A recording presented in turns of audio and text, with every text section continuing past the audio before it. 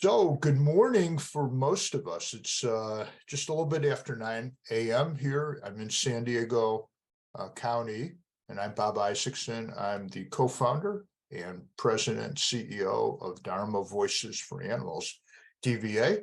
A lot of you, I'm sure we know, I'm looking at the list. Some of you maybe first time, which is great.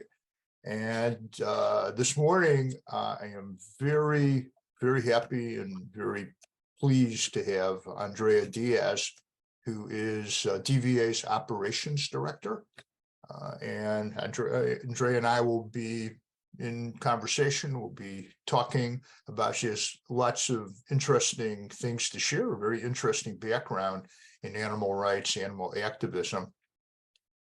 So let's see, I think I'm going to wait until the end. If we have some extra time, I'll give you some updates on DVA. But right now, I think we'll just Andrea, if it's okay, it's you and I talk. So first of all, I have to introduce you. So I find it a little bit more difficult introducing someone I know, and I know you well. I mean, we've been because I'm saying things that everyone should know, but of course, if they don't know you, they're not going to know this.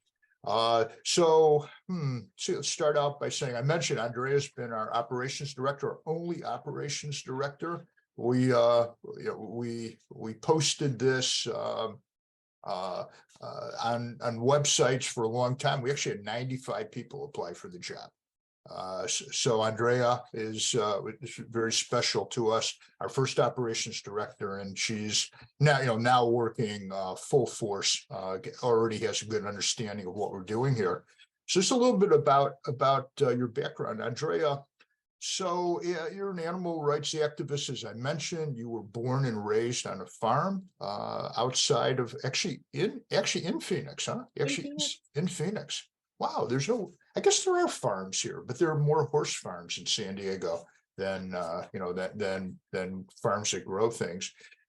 She has a master's degree of global animal law from the Autonomous University in Barcelona, and a bachelor's degree in criminal justice from Arizona State in Tempe, Arizona. And her interest in criminal justice, one of the first things I remember asking you when we first met is, why criminal justice? And you told me it's because you you grew up with a lot of people who were caught up in the judicial system. So it was just more than a curiosity. It was kind of maybe a burning desire to find out. And I could have told you. I was, as you know, I was a criminal defense lawyer doing civil rights work for a long time.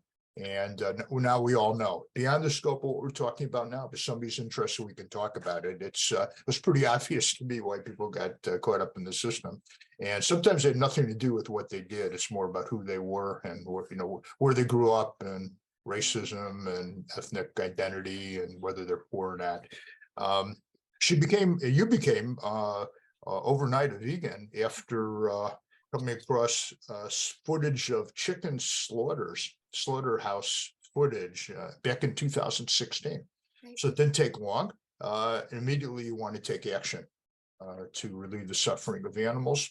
I also want to mention just a little bit about your background, which we'll be talking about in detail. So you have this passion, and I know this now so well, for justice and equality, and this passion is what led you to organize hundreds of campaigns and protests and educational events for many animal rights organizations.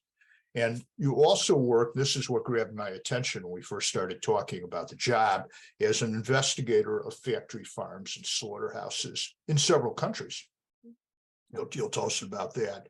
And then the last thing I want to mention, which is really important to us at DVA, because we are the only Buddhist international animal rights organization in the world, that, before we ever met, you were talking about how you were drawn to the teachings of the Buddha and meditation, which can be so helpful to folks that are working in stressful conditions. A lot of our listeners and viewers today are, and you found a meditation practice, and you started to attend Buddhist retreats.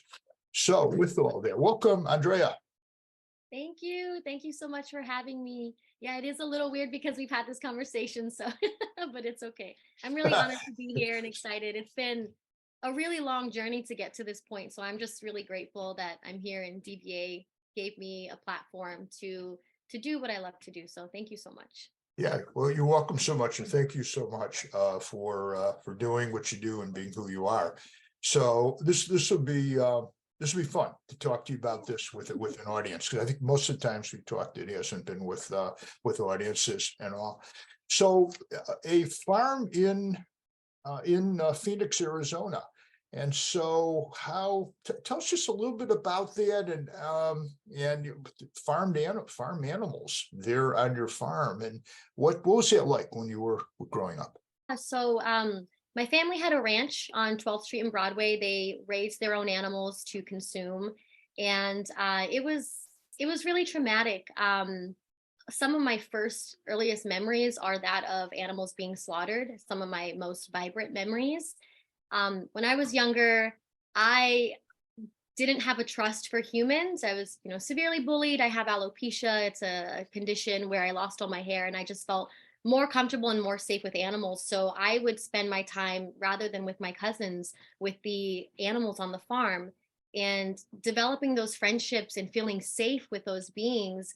Uh, it really meant a lot to me. And having to see them be killed was extremely, extremely traumatic. And I think the driving force behind everything that I do, because as I got older, I was taught that there's no other way. We have to consume these animals to survive. And I always had a really, really strong connection with animals. So it's just, it was a really traumatic experience, but I am grateful for being so close, in proximity to these animals, for the gifts that they've given me, and also just having that background. We hear a lot of farmers these days talk about, I can't change because of my culture. I can't change because of my tradition. This is how I grew up, but I came from the same culture, from the same background, from the same traditions, and you can change. No, that's such a powerful story. So actually, some of your friends, the animals that you're friends with were slaughtered. Actually, did you actually see the slaughter? Absolutely did. When I was younger, I would run away. I would go inside and cover my ears. And as I got older, when you get to your teen years, my cousins would kind of joke with me and say, "Oh, you're not cool and you're not tough." And me being the woman that I am, being the girl that I was, I wanted to prove that I was tough. So I would go out and watch. And I regret doing that very much so. But it says a lot about the world that we live in, that we're told that if we can't handle something that's very clearly that we feel is wrong, that there's something wrong with us, as opposed to the action being wrong. Yeah. That's such a common theme, isn't it? That if we're like we go to, often I'll go to, so of course I'm vegan also, and we'll go to a family dinner or around some holiday, and it's always like I'm the odd person out, and it's so strange, but that's part of the way the culture works. I think it's probably true in Asian Buddhist cultures, or most of the Buddhists in the world live in Asia. And so eventually you wound up at Arizona State. And so the timing, first you went to Arizona State, and then you saw the footage of the slaughterhouse. Correct. Yeah, I okay? graduated from ASU in 2014. I became vegan in 2016. Okay, and so you picked criminal justice, and I said a few words about that because I know this about you, but can you say more? I mean, what? So wanted to go to university, went to university. Why'd you pick criminal justice? I wanted to be a juvenile probation officer from as long as I can remember. As I think third grade was the first time I made that statement, which is an interesting statement for a third grader to make. So growing up in South Phoenix, I was surrounded by people who were caught up in the criminal justice system. My own family, my cousins, my uncles, my aunts were in and out of jail. And it was just, I wanted to know why. What factors led someone to choose a life of crime? What happened? And so when I got a little older, my mom she got special permission for my sister and I to go to a school near her job, which I was suddenly friends with the daughters of, with the children of lawyers and doctors, and crime was not as apparent. So I just had this lifelong desire to learn why, and also to help. I wanted to help the kids who I grew up with, kids who were in situations that I was in, to try to steer them away from that. And it all comes back to that innate desire for justice and equality that I have. I knew in my heart that it's not that there's something wrong with these people. There's something wrong with society that's pushing them towards these things. Mm. And I wanted to do everything in my power to help pull them away from that. So I decided to go to Arizona State University, which was a dream come true. I was the first person in my family to get a college degree. So I have my bachelor's in criminal justice, and just, I wanted to do anything that I can to help. And I feel like that's where I was drawn to the most. Mm. And then sometime after that, you saw the film, I guess, that changed your life and actually led directly to you and I talking now, I think. Can you tell us about that? This is the Slaughterhouse film or footage.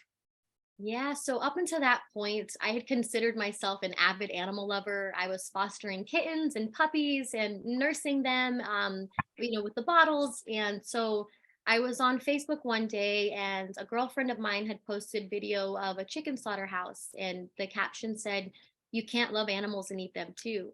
And I was immediately offended, as most are when they see the truth. And it just hit me really hard because, like I said, I was an avid animal lover. So I started doing a quick Google search about veganism and animal rights, and I found Cowspiracy was on Netflix. So I went and watched Cowspiracy. I watched Forks Over Knives that day, and as soon as I was done watching everything, the same day I saw the chicken slaughterhouse footage, I went to my refrigerator and I threw everything away. I went to my closet and I took out all the leather. I stopped going to, the aquariums. I started encouraging people to not do that. And then I started searching for animal rights in my local community. So it was a quick Wow, transition. that didn't take long. I No, mean, it was, there's, sorry, I didn't mean to cut you off. There's just no, such no, it's fine. a strong parallel between the, injustice to humans and injustice to animals. And I don't want to be contributing to anyone's harm, anyone's suffering. So for me, it made the most sense. Yeah, they are really connected. So I was, as you know, a human rights, civil rights lawyer. And so that's like half of my professional career. And then the second half of it is running DVA and being an animal activist. They're so similar. And then what about when people say to you, "Oh, you're animal activist. You don't really care about humans." So, I mean, basically, you probably tell them what you just said. I mean, it's such a red herring. But how do Yeah. you handle that when somebody says that to you? It's always interesting when someone says it to me because, for one, I'm a woman. I'm a brown woman. I obviously care about justice and equality. And again, there's a connection between all of them. I mean, Dr. Martin Luther King, he said that, injustice everywhere is a threat to justice everywhere. And so that resonated with me very much. And the good thing about animal rights is that just because you care about animals doesn't mean you don't care about humans. You can literally care about everyone. It's not pie. You're not taking away your compassion for humans when you're putting it towards animals. Yeah. It's not like it's not finite, right? Right. Compassion's not finite. And we actually we learned that in the Buddhist teachings and meditation and mindfulness. That if we cultivate compassion, it goes everywhere. Yeah, but not to Absolutely. forget compassion for ourselves, of course. And it's all included. Great. Now whoever would make a mistake of asking you a question like that would realize it's a mistake very quickly, I think. Because I really love the way you answer that. And that's a tough one for a lot of activists to answer.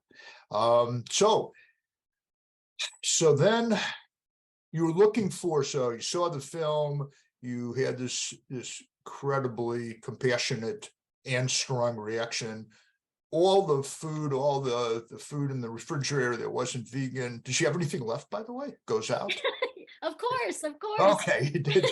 Rice, beans, fruits, vegetables, All grains. right. There's Okay. so much stuff left. You still had some stuff. All right, right. Yeah, there are some people that if they were to do that, to go vegan immediately, they would have like nothing left in their Right. refrigerator. So I made the transition more slowly. I was vegetarian for a long time, knowing in the back of my mind, really knowing in my heart that I should be vegan. And it was only because I sat next to someone who later co-founded DVA with me on a 2-hour trip to an airport to Logan Airport in Boston. And so by the time I finished, by the time I got there, I was vegan. But that's quick. So I want to also ask you about this before I forget. So in my experience, some people take a while to transition. So often go to vegetarian first and then vegan. And some people go quickly like you did. So of course that's best for animals, needless to say. But and some people seem to be motivated in the way you were by seeing the graphic images on a screen or to actually watch a slaughter.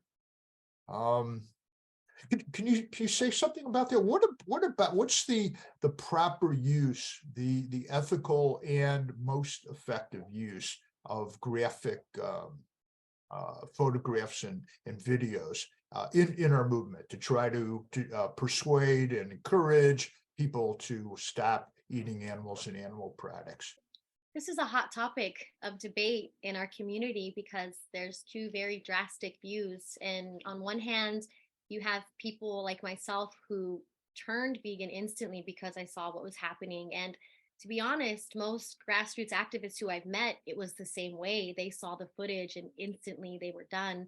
And then you have on the opposite spectrum, people saying that it's going to desensitize us or just, make people used to seeing the slaughter. So we should not show it or at least show it in small amounts. So I think it was the perfect time for me to see that footage. I don't know if I would have went vegan anytime soon had I not seen that footage. So I'm extremely grateful that someone risked, maybe their life going into that slaughterhouse, taking that footage to show it because that led me to the truth, that led me here. So I personally, I say yes. I say if it's happening, if people are paying for it, they have to see what exactly is going on. Because if we leave it up to the industries, they paint this, beautiful picture of humane slaughter and happy animals, which you step into a slaughterhouse for 2 seconds and you realize that's a lie. So I definitely think it's beneficial and we should be sharing it as much as possible. Yeah, that sounds right. And there will people that will walk away. There are people like when I talk about it, I actually don't show footage, although we have a wonderful film. I should just mention a lot of people on the call know that I came to Dharma practice, Buddha's teachings years ago, meditation and mindfulness, and I teach it. I've been teaching for 16, 17 years. When I talk about it in a class or in a group or at a retreat, so people I try to do it in a non-judgmental way, but some people just they leave and that's it. You never see them again. That happens, it's that's part of the process. You mentioned this just a short time ago about one of the time. Well, you know what? Let me ask you generally about just tell us in whatever detail you'd like, because I found this so interesting when you were sharing this with me during interview process. Your frontline work. So you see the film, you're looking for opportunities. So what happens next? Yeah, so I didn't find anything immediately at that point. This was early 2016, so I just started doing social media advocacy in the meantime, and then eventually I found Phoenix Animal Save, who's part of the Global Save movement, doing vigils at slaughterhouses, and I started joining them. And then after that, Direct Action Everywhere had a chapter pop up in Phoenix, so I started doing the work with them and just being a volunteer for a few years, never doing any organizing. Eventually, I went to Spain and was surrounded by people doing the frontline work in terms of going into farms and slaughterhouses, and I felt really connected to this type of work, having grown up witnessing slaughter it's really hard to film this type of to film what's happening. So I was really drawn to wanting to do this. And yeah, so I started doing undercover work in Spain, going to so many farms, going to slaughterhouses. I bought an old dinky Nikon camera from the pawn shop because I didn't have a lot of money, but I knew I had to get what I saw that turned me vegan out to everyone else too. So I found these people doing this work. I learned so much from them, people from all over Europe, and eventually I moved to start doing activism, organizing on my own. So there were, cubes of truth, safe squares, that type of outreach, doing protest, educational events, things of that nature, and that also led me back to Spain, as things normally do. And I organized my very first event I ever organized was called Meet the Victims. It was started by a woman named Leah in Australia, where you get activists who go into a farm or slaughterhouse and they lock it down for hours. And the purpose is to get live footage of what actually is happening in the farm, since, as I said before, it's kept from us so often. And another purpose is to get mainstream media to come in, record the footage, and get that out to the public. So I kind of dove in head first to this type of work, and did it for a few years. You said lockdown, the purpose is to lock it down, to close it up so you can take photographs? So by lockdown, meaning we go in and refuse to leave until the media comes in. So uh-huh, the employees will be there trying to get you out. uh-huh. Sometimes there is violence, but yeah, our purpose is to stay there until what is happening to the animals is put into the faces of the general public. So, and you've actually done this, I know you've organized a lot, but you've actually done this yourself, been there and refused to leave, or have you done that yourself? Yeah, I for when you organize the Meet the Victims, you are on Then site. you're there, you organize, And yeah, you do as I do, not as I say, or do as I. right. If I expect them to take the risk, I'm going to take the risk as well. So for the one in Barcelona, we were with 98 people, and it was in a pig nursery, is the nice way to frame it. But there are hundreds of, if not thousands of pigs in a farrow crate, which is the metal kind of container that encloses them when they give birth. And, the pig industry says it's to protect the baby pigs from getting crushed by their moms. Um, but when we walked in, and I do want to do a trigger warning for this, there are dozens of dead pigs and sick pigs everywhere. So, which is interesting because the European Union has what they call the 5 freedoms, where animals are supposed to be free from pain, harm, discomfort. And yet you walk into any farm anywhere around the world and you see that's just not the case. Yeah, but of course, the people hear about this and they feel good and look the other way. So it's why your work was so important. And is there you just gave us some really really good detail, interesting detail about what happened in a particular action in Barcelona. Is there another one that you like to share? Maybe something that went well, and so showing how the tactics of actually going there, being frontline, maybe not leaving when ordered to leave. And of course, that's trespassing, about that. There's trials now that are going on. But is any of these actions directly, sometimes it's very indirect, you plant the seed, as we've talked about so much and we understand. Is there a time where there's where you could actually see the benefit of your work? So for me personally, or in the movement? Anything you like to talk about, something you're involved in directly or indirectly, and just to show maybe the direct benefits, some place where you can actually see the direct benefits of some of this work. We know the indirect benefits are huge. You get the film, you get the video and the still photos, which turn so many people around. It's the reason for you and for many others. I'm sure that was one of the reasons why I stopped eating animals and eating animal products. Yeah. I can do indirectly and directly, Uh-huh. for personal and not for me. So for that action alone, there were multiple pigs saved that day who are still alive and very healthy and getting all the love that they can.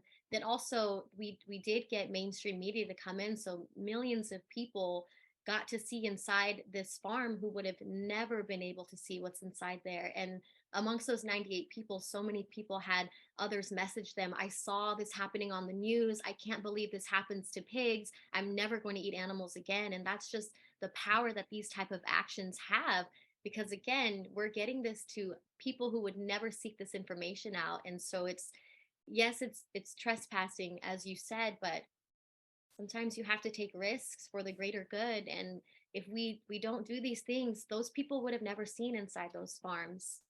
So Well, the freedom marches of Dr. Martin Luther King, which has inspired me to start a career as a human rights, civil rights lawyer.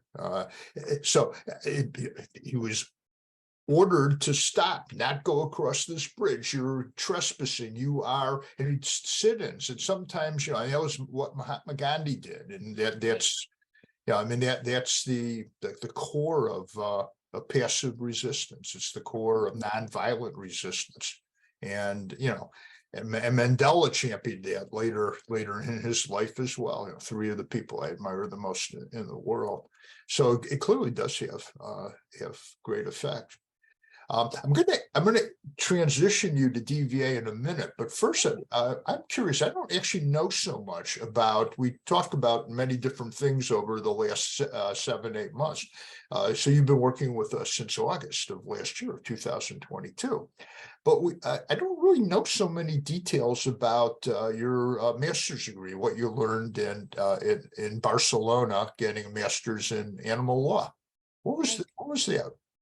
Time. So that school, the Autonomous University of Barcelona, they were the first one to have a global animal law program, which was amazing to me that they even offer something like this. Um, I did learn a lot because we had instructors come from so many different countries and would teach us about the laws in their own country. And so it's, just to be honest, it's a little disheartening because there's a lot of inconsistencies between what the laws say and how animals are actually treated.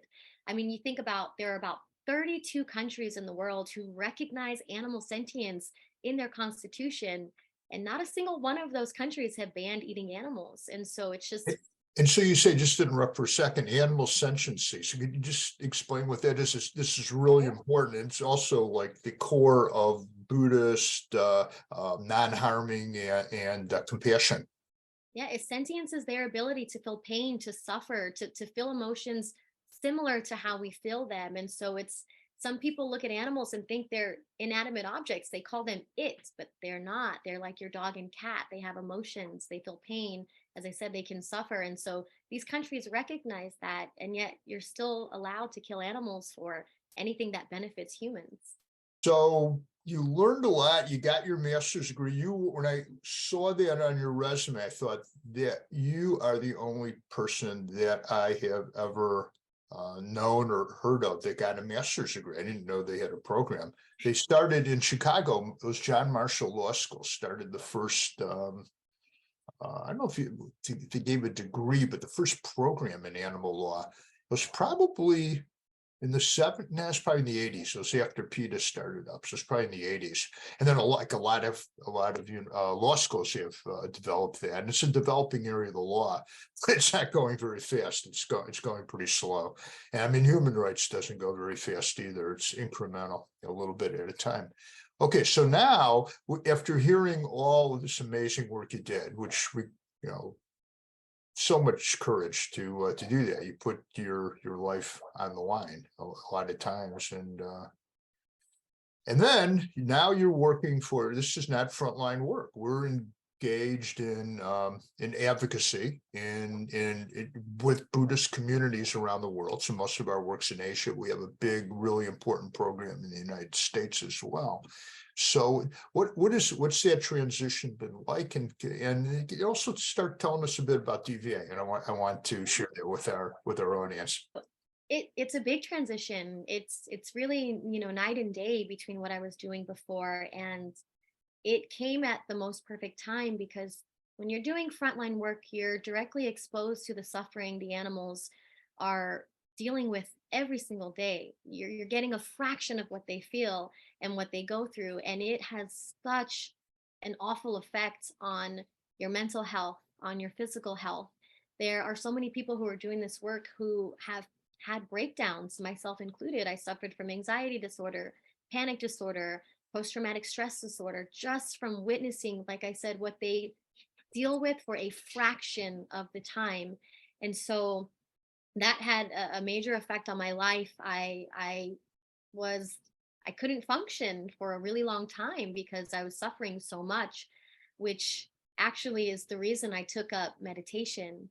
And so that meditation saved me. It really, really saved me. It allowed me to regain control over my brain and become a person again, because I didn't feel like a person. And so for me, at that time in my life, I realized that doing frontline work is not sustainable for most people.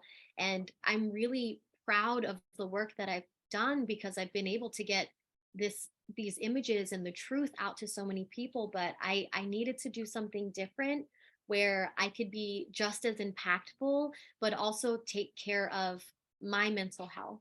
And DVA came at a perfect time. I hope it's okay to say this, but I've applied for almost every organization that exists in this movement, before and after the degree, and I've never got a call back. I've never got an interview. And so I found DVA on a vegan job board, and I was immediately, my interest was piqued because, meditation and mindfulness had been something that has been helping me for a while. And one of my biggest mentors, he was from Phoenix. His name is Robert Yamada. He runs the Animal Liberation Temple now in California, is a Buddhist monk. And so I learned so much from him about Buddhism. And so just all the dots were connecting. So I decided I'm going to apply for DVA.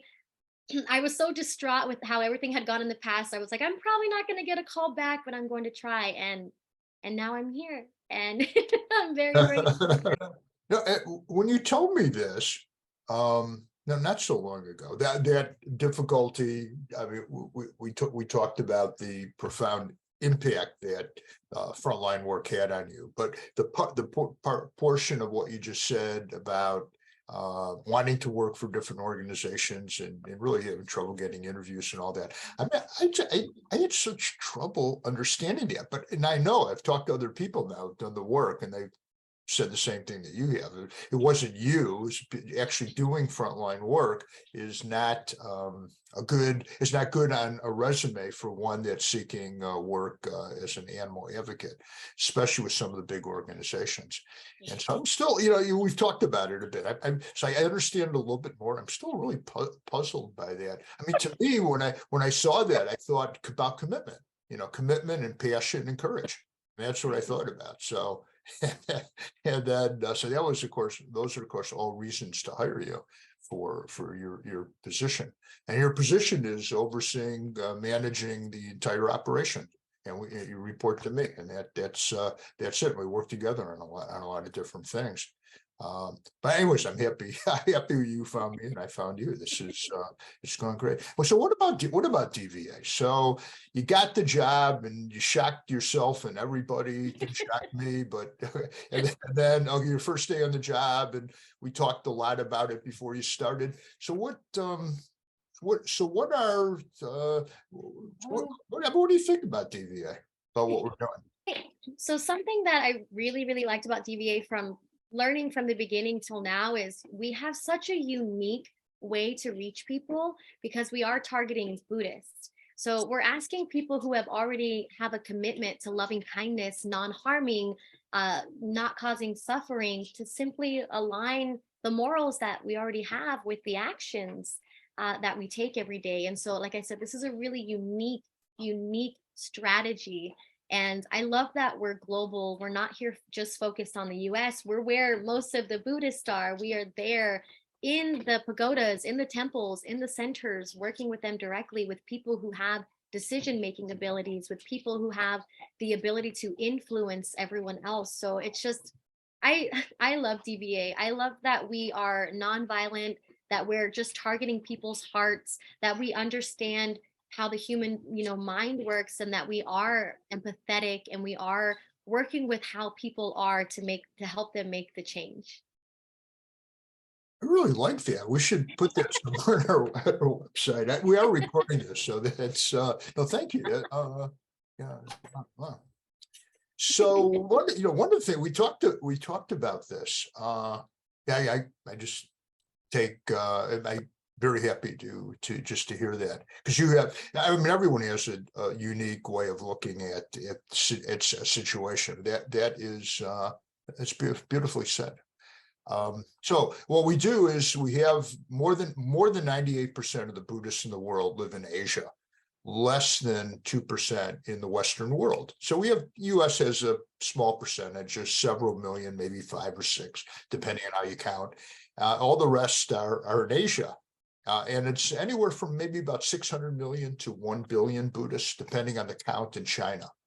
So the Chinese count is not so reliable. It's really hard to find out because it often is not fashionable to self-identify as a Buddhist in China.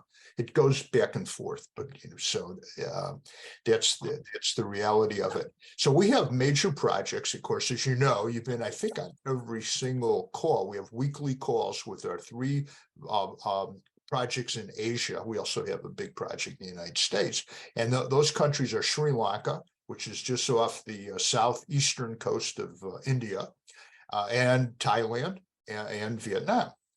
And so I don't know how many calls, but we have weekly calls with all 3 of those. Yes, we have a weekly call with our US Centers project. And it's all different. The cultures are different. The approach in each country is different because of the Buddhist hierarchy in each country, because of the practice of vegetarianism and veganism in these countries. So what stands out? What's 1 or 2 things that stand out in your understanding and gaining information and knowledge and wisdom about these other countries? I surprised you with that question, didn't Yeah. I? On the spot. Surprised me. I mean, biggest surprise is that it's not as easy as I thought it would be to get people to change, especially people who have already committed to, loving kindness and non-harming. It's still work. It's still a lot of work. And, we are doing that work in all of these countries.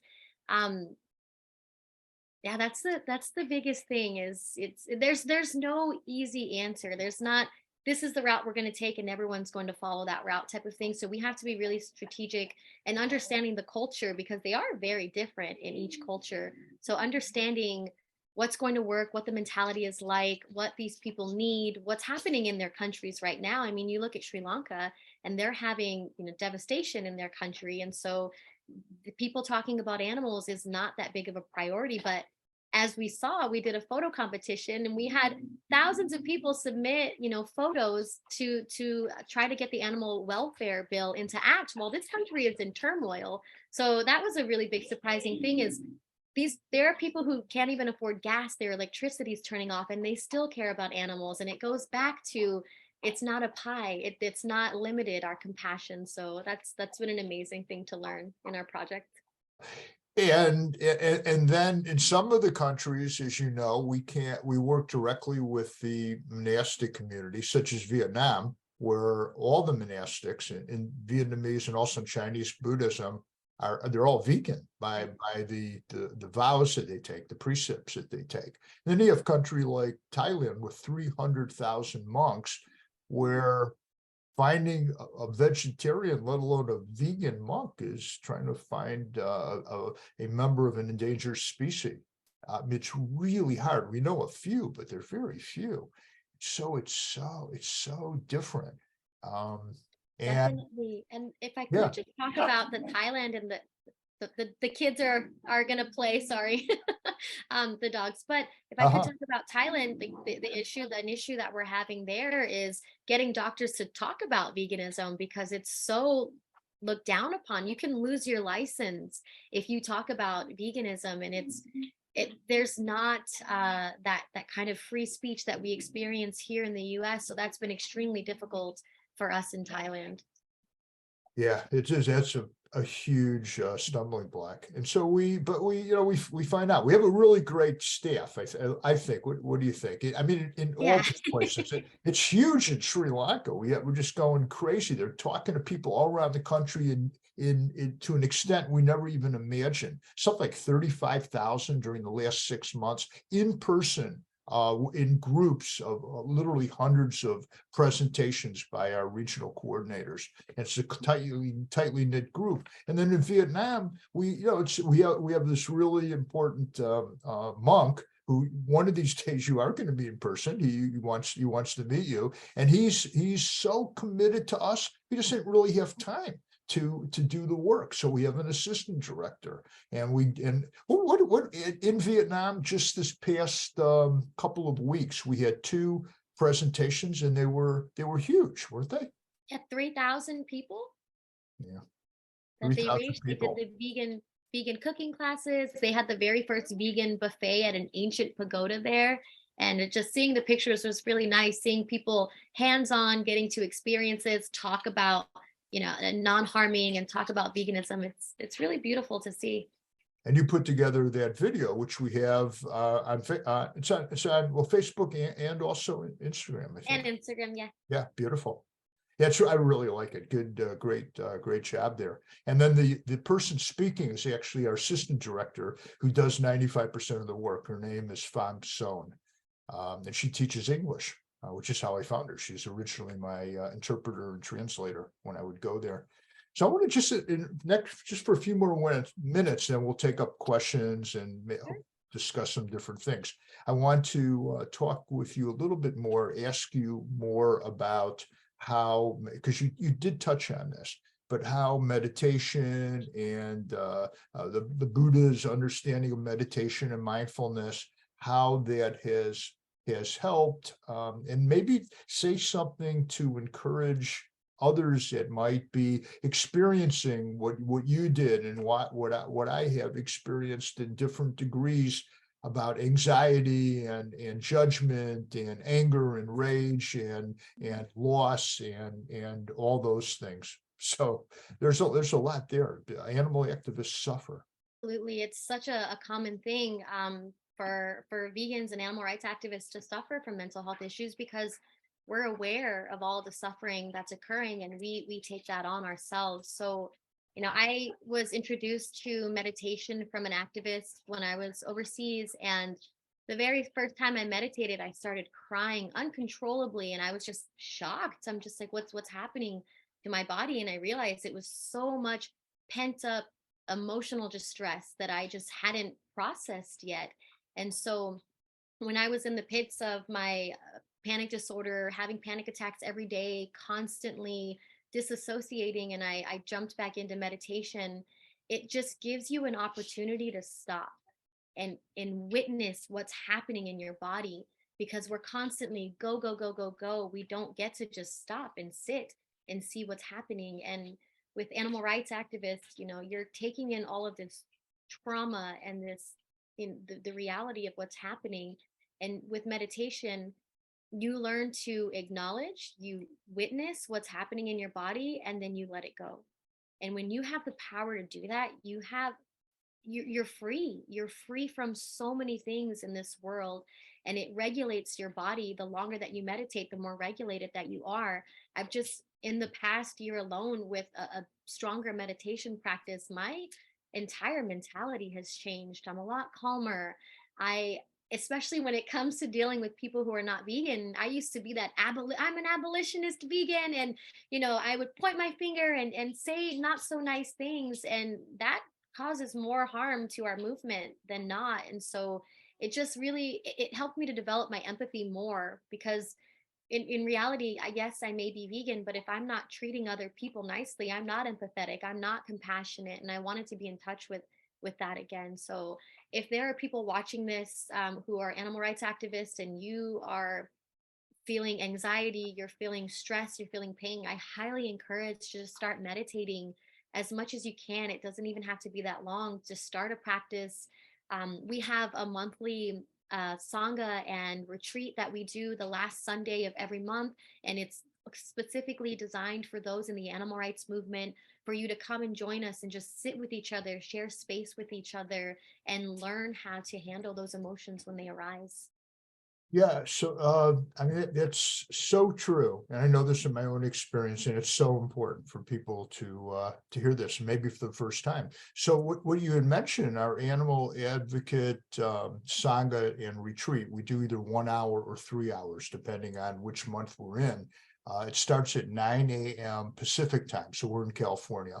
I don't know how many people are on the call from other countries, but it's going to get we're going to get closer in time to the Asian countries we work in, starting tomorrow with daylight savings time. Right now it's almost 9:50 in California, and it is it's almost 1 in the morning in Thailand and Vietnam, and it's 20 after 11 in Sri Lanka. So not a great time to listen to us, but it gets a little bit closer starting then. But for people in the West, 9 o'clock in the morning, California is noon on the East Coast. Please join us. And so the way you'd find out about this, so if you're already a member of DVA, why don't you say something about that? Just tell people how they can become a member and get our newsletter and all that. Just visit our website, Dharma Voices for Animals, and you'll see a space to become a member. You can sign up for our newsletter, which we have all of our events. If you follow us on Facebook, on Instagram, our events will be there as well. Charles just dropped it in the chat, dharmavoicesforanimals.org/join. And so, you can donate if you want, but the biggest thing is we just want your support. Share what we post, let people know what's going on, and that helps us tremendously. Yeah, so it does. So thanks for saying that. So we actually have a listener, a viewer from Greece. So if I'm right, 10, it's probably almost 7 at night in Greece. So welcome to Diana in Greece. And I think we probably have some other Europeans on our call. We often do on our sessions that we do, the animal advocacy sessions that we do. We have lots of folks from Europe, but also we get some people staying up late to join us in Asia. And then Charles did drop. So Charles, we keep saying Charles. Who's Charles? Charles Rubin is our communications director, and he's set this up. He's the one that advertises lots of things, including our animal advocacy sessions and our speaker series. Mary is asking, are there techniques or approaches you've seen used in your Asian chapters that may be of use to Western activists? Good question. Andrea. The biggest thing, and this is not any country, but it's just being kind, to be honest. I know that we're upset because there is literal violence occurring, but if we change our approach, from my experience living here in California and in Mexico, is there are some activists, sorry, the dog, there are, one second, I'm gonna give you 1 second. You have some animals in your room there, huh? What animals do you have? Come on. I have, there's 2 dogs, a chicken, a bunny rabbit, and a cat. You have a chicken in your house. I mean, dogs and cats. Yes. Okay, we know. He's right here at my feet. What? How did he come to be in your home? Or did you house sitting? Yeah. House sitting. Yeah. So Yolanda was actually rescued from an egg farm. She was found in a trash can in an egg farm, and she's here living the dream. And listening in very carefully to what this operations director has to say for herself. Great. Yeah, I gave them a cookie, so hopefully they'll be okay. So that's kindness. You're practicing what you're preaching, as they say. Kindness is, I like to put it this way. If someone's trying to change my mind and convince me to do something different or or believe something different than I'm believing, the last approach to take would be to say, you're stupid, I'm smarter than you are, you don't know what you're doing, you're hurting a lot of people. That's a non-starter right there. Right. So you have to be to be kind and compassionate is best. Or if you're feeling anger, so this is how mindfulness and meditation really helps, to know you're feeling anger so you don't have to express that to the person. Because if you do, what if you're talking to somebody important, like the leader of an organization, you're asking them to change the food that they serve, and it's going to affect the lives of hundreds, maybe thousands of animals. So what you're saying is important. You don't want that person to shut down because they feel threatened or judged by me when I'm doing this work. So that we really have to do that, and it's universal, like you're saying. It's universal, and that it's also a practice of wise speech, or the precept of using speech in a way that doesn't cause harm to ourselves or others. It's really important. So that would be, and I think the way to do that, rather than just asking animal advocates or vegan advocates or whatever you're doing to help animals, or if you're just listening, that's totally fine. Everyone is in transition at one point or another. So if you're deciding whether you want to join DVA or become vegan or even vegetarian as a first step, so this call is for you, and this event is for you. Has DVA formed coalitions with other animal rights groups on a single issue? So I would go to Asia for that. We've got organizations we're in coalition with everywhere. So how about, do you want to talk about balanced or whatever you want, and I can talk about the one or two that you don't talk about. How about balance with US Centers project? Yeah, so we started a grant program for the US Centers. Basically, anyone who transitions to more animal-friendly or vegan menus for their retreats or their centers, where they're going to get a grant from us, and that's in partnership with Balance. We also work with Synergia to do the cooking classes, but I don't know if you want to talk about that, Bob. Yeah, go. Go ahead. Sure. Yeah, so doing the cooking classes directly in the temples or the pagodas in Vietnam and in Thailand. So they split the cost of the food with us, and then for the presentations, for the presenters, and we're going directly in there teaching the monks and the lay people how to cook vegan food, because it's one thing to ask them to be vegan, but they need to know how to do it as well. So that's a really great partnership that we have with them, that we're able to do so many with the help of them as well.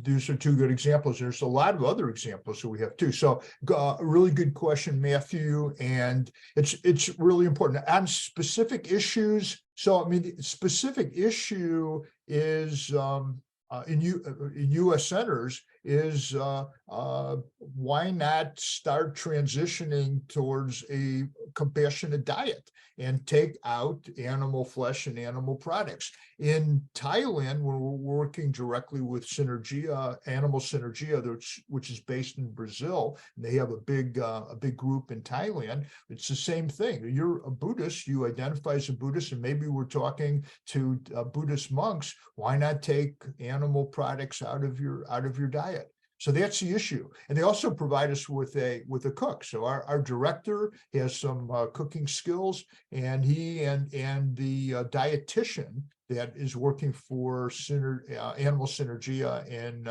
Thailand work together to teach monks and the lay people that do the cooking at these wats or temples how to cook plant. So good. Now, thanks for the question. Another question there. So I will read it.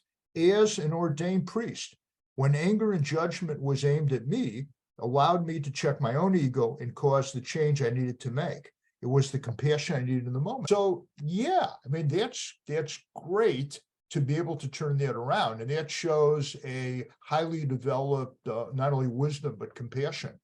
But most people, and so this is my path also to get to the place where the person asking the question is, but most people are in a place where they react defensively from something like that. So the safer course with most folks that haven't done so much work, as obviously the person asking the question has done, is to be defensive and to turn off to the question. So it's tricky. And also, I've talked to hundreds, probably thousands of monks most of them in Asia, mostly in the West. It's mostly the Western lay teachers.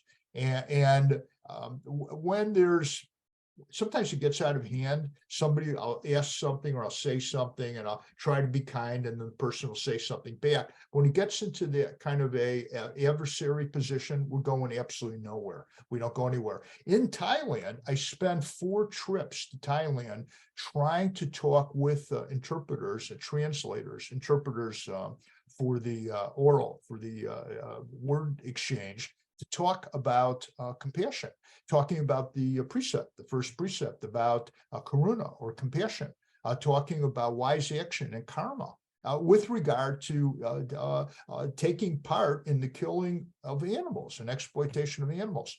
And these conversations went absolutely nowhere. It was like going around in circles. And then we changed our strategy in Thailand, where we're now trying to help the monks by encouraging plant-based diets to improve their health. Their health is just terrible, and this they're able to relate to. So we're looking for the best way that we can communicate with and connect with anyone, especially people who are running these centers around the world. This is the way we're going to reach Buddhists. But I answered that question. I should have had you answer it. Would you have said the same thing? I would have said the same thing. And just in my experience alone, like with my own family, when I was the abolitionist vegan and I was, constantly on them, they were pushing away. They created an aversion. They didn't want to hear it. They were defensive. And now that I just stepped away and would sometimes send some nice things, I get messages from my family that, oh, I went vegan without me having to say anything. And who knows if it was because of the earlier abolitionist Andrea or not. And something that Robert actually taught me is that there are so many approaches. Not one single thing is going to work for everyone. But in my experience, moving with love and kindness is been more beneficial for both parties involved. Coming from a place, as you say, out of love and compassion is absolutely vital. But it's not a place of weakness. It's actually a place of strength. Right. It's an understanding, that that my heart and my message won't be moved. It's just here it is, and I'd like to share it with you, not from a place of knowing more, but a place of being touched by the suffering. It's a place of compassion. And I really want to pick up on what you said about how much you've been helped by mindfulness and meditation and in the Dharma, the Buddhist teachings. Because this is, some of our friends started doing this on a pretty large scale. That is, talking directly to animal advocates, and including vegans, some vegans, animal advocates. All vegans, I think, are animal advocates by their own practice. Some people being frontline, not frontline. How invaluable it is, mindfulness and meditation. And the centerpiece of the Pali Canon, the original teachings of the Buddha, is mindfulness, or sati, as it's called in the Pali language, the first language that wrote down the Buddhist teachings. So the first language in which the Buddhist teachings were written down. I mean, it's the perfect match. And then you put that together with our target audience is the approximately 1 billion Buddhists in the world. So how about just a word or two before we, I don't see any other questions up there. Andrea must say you wanted to say, oh yeah. So this is, let's see if it's a question. Andrea, we really appreciate this. Thank you. Yeah, thanks very much, Andrea. Thank you very much for your comment. Very sweet. Maybe just something about U.S. operations and anything you'd like to say about that, about importance of it, or what we're doing, or help that we could need, that we could use. I mean, so we're doing so many things, and we're trying to help people, not just the centers turn and help the animals, but also help activists sustain their activism. If like I said, if it wasn't for meditation, I don't think I would have been able to do any more activism. And so being able to find that brought me in. And I really think now that I have more control over my emotions from the practice, I see that you can do this for life. And before, I was in a place where I thought I'm completely done. There's no way I can do anymore. So I know there's a lot of my fellow activists who are in similar places now as I was then, and just understand that this can be sustainable. You can regulate your emotional, your mental health, your body, your mind, and you can do this forever. And so that's the biggest thing, is just understand that you have the ability to take back control of your mind and your body and your spirit. And so if you are in that place, please reach out to us. Like, we would love to help. Bob, Charles, or myself can send resources on meditation, on mindfulness. And we are only as strong as our activists in our movement. We need everyone to have that emotional freedom so that we can help the animals, because as the saying goes, you can't help anyone if you're not helping yourself. So Yeah, that's it. beautifully said. Thank you. So, Andrea, this was great. I really enjoyed this. I learned, even though, we've talked about all this stuff a lot. I learned a lot. So I really appreciate it. And I hope everyone else did. Andrea, it's been a pleasure. Thank you so much. Thank you, everyone, for being here. And thank you again, Bob, for this opportunity just to be able to do what I love and help the animals. I really appreciate it. You're welcome. Thank you. Take care, everybody. We'll see you again soon. Yay. Bye. Bye, everyone.